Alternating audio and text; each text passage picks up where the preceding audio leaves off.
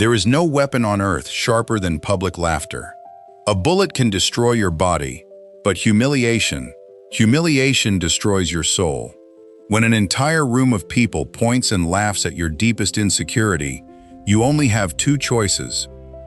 You can let that laughter become the soundtrack of your defeat, or you can capture that laughter, lock it in a cage in your mind, and use it as the fuel to become a master of the very thing that broke you.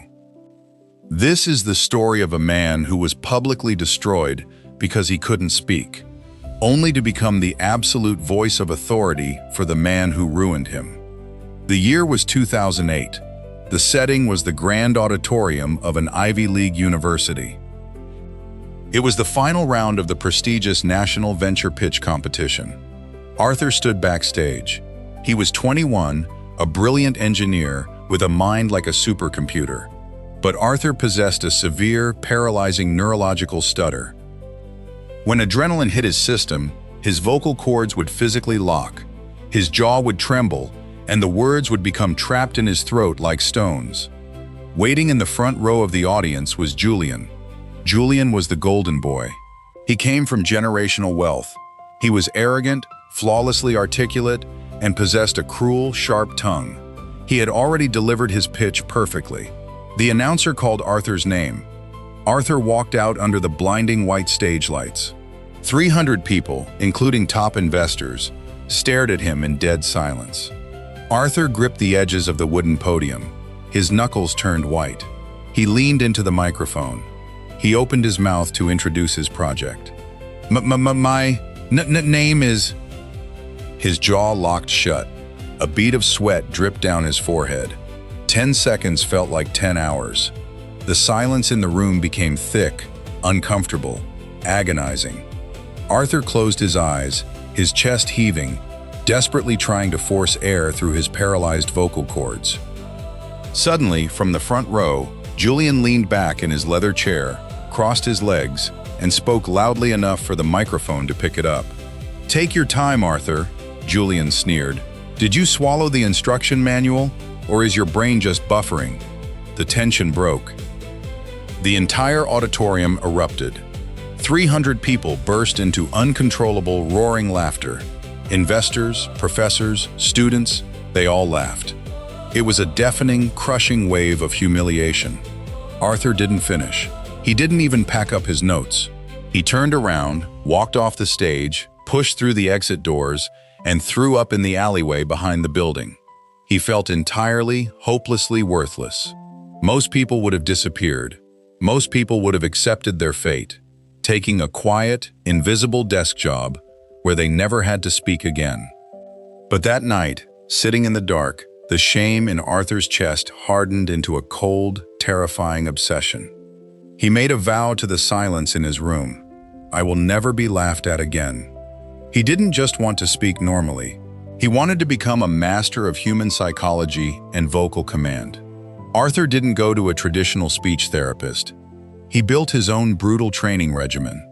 Every night at 2 a.m., Arthur drove to a massive concrete overpass above the roaring interstate highway. He stood alone in the freezing wind, clutching a book of ancient Roman speeches.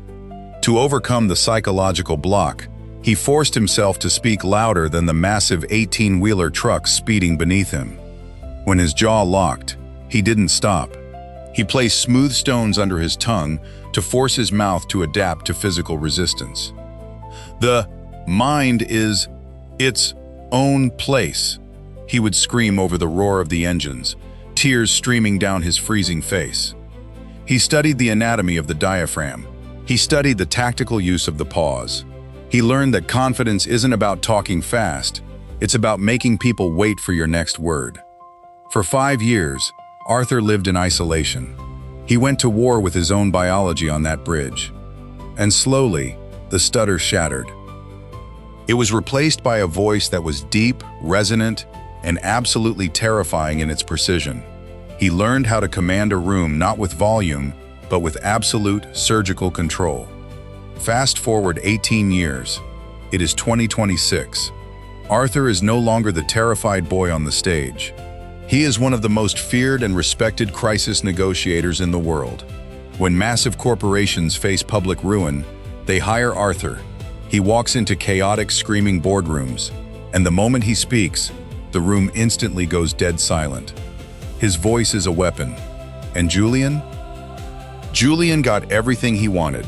He became the CEO of a massive tech conglomerate. But the arrogance that made him popular in college made him a tyrant as a leader. He ruled by fear. He humiliated his employees. He alienated his friends. His wife took the kids and left him. Julian was a billionaire, but he lived in an echoing, empty mansion. Then, the universe delivered a staggering piece of poetic justice. At the age of 39, Julian began to feel a sharp pain in his throat. The diagnosis was devastating: advanced laryngeal cancer. To save his life, surgeons had to perform a total laryngectomy. They removed his vocal cords entirely. The man who had built his entire identity on his sharp tongue, the man who had destroyed Arthur with a single cruel joke, would never speak another word for the rest of his life. Julian spent his final 2 years communicating through a robotic electronic voice box. He was isolated, depressed. In the absolute silence of his final days, Julian watched videos of Arthur on the internet. He watched the man he broke command global stages with a voice of pure velvet and steel. Julian felt a crushing, suffocating wave of regret. Before the cancer finally took him, Julian wrote one last, desperate request in his will. It was a cold, gray morning. Julian's funeral was tragically small, a massive cathedral, but only 20 people sat in the pews. No friends, just lawyers, distant relatives, and former business partners. The priest finished the opening prayer and looked at a piece of paper. Julian left a very specific instruction for his eulogy. He requested that the man who truly understands the weight of words speak on his behalf. From the shadows of the back row, a tall figure stood up. It was Arthur. He walked slowly up the marble aisle. His tailored suit was immaculate. His posture was completely relaxed. Arthur stepped up to the podium. He looked out at the empty cathedral. He didn't bring notes. He didn't need them. He let the silence hang in the air for a full 10 seconds. He made them wait. When Arthur finally spoke, the sound was warm, powerful, and flawlessly smooth. It echoed beautifully off the high stone ceilings. Arthur didn't take revenge. He didn't mention the pitch competition. He didn't gloat over a fallen enemy. Instead, he delivered a breathtaking, deeply philosophical 20-minute eulogy about the fragility of human pride, the danger of an unchecked ego, and the silent prisons we build for ourselves. He spoke with such profound, untouchable grace that the lawyers in the front row actually began to cry. Arthur used the exact voice that Julian had mocked, to give Julian the dignity in death that Julian never had in life. It was the ultimate, staggering victory. Not a victory of petty revenge, but a victory of absolute, undeniable mastery. When they laugh at you, let them laugh. The people who humiliate you are unknowingly handing you the blueprint to your own greatness. Do not run from the embarrassment. Absorb it. Let it make you cold. Let it force you into the dark room where masters are made. While they are busy seeking attention, you must be busy building an empire of skill. Revenge is for the weak. Mastery is for the untouchable. One day, the world will force the people who mocked your struggle to sit down, shut up, and listen to your success. If this story proved to you that your deepest insecurity can become your greatest weapon, drop the word echo in the comments below. Subscribe for more stories of ultimate resilience. Keep building in silence. Your microphone is waiting.